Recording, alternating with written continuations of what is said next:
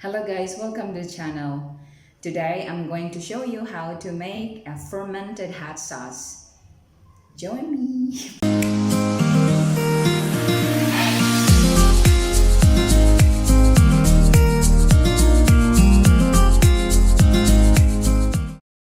This is a pretty simple hot sauce. You can use any chilies in this hot sauce, but with this we're going to use this red chili that is common in the Philippines. Okay, I'm going to cut off the ends and slice it in half.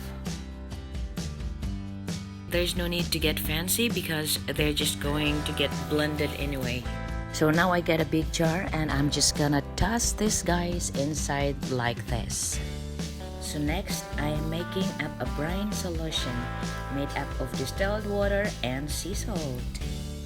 And then, I will stir it until completely dissolved. I'm making enough to fill the whole jar. So I'm going to fill the jar with the solution to the top. The peppers will float to the top, but you need them to be all submerged. I'm using a jar lid to push the peppers under the water and hold them there. And that's about it. Now you just leave it out in room temperature and let the peppers ferment for 5 to 10 days or more. Okay guys, this pepper has been fermenting for 7 days, so we're going to finish the next steps, which is making the hot sauce. So let's go!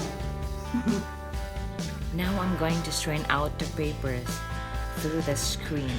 Make sure you keep this brine for later.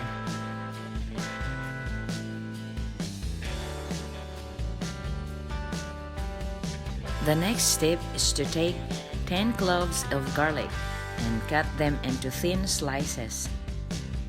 Now, I want to saute the garlic in a flavorless canola oil. You can use any oil, but I prefer canola or olive oil. So make sure you only fry the garlic until they are golden brown. It is easy to overcook and ruin them. So once they are finished, strain out the oil, but don't throw it away because you're gonna use it later. Now it's time to blend. Toss in the fermented pepper as well as the toasted garlic.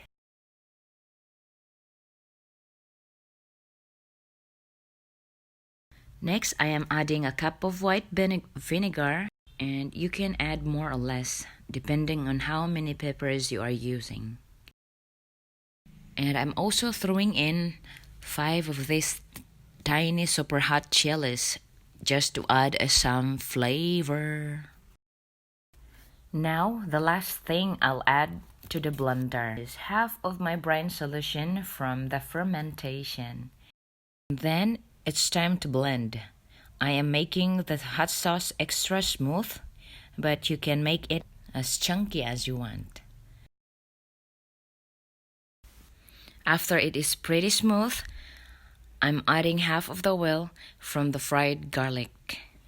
Since I want this one very smooth, I'm going to take a few minutes to blend it well. At this time, taste it and add salt or oil if you need. And that's about it, guys. With this certain recipe, this hot sauce is very mild in hotness, with a little tang and extra flavor from fermentation and the vinegar. Okay, here we go. This is how I made my red pepper hot sauce. Okay, it looks what? It looks good for chicken wings, isn't it? So we'll try to do that chicken wings with this one.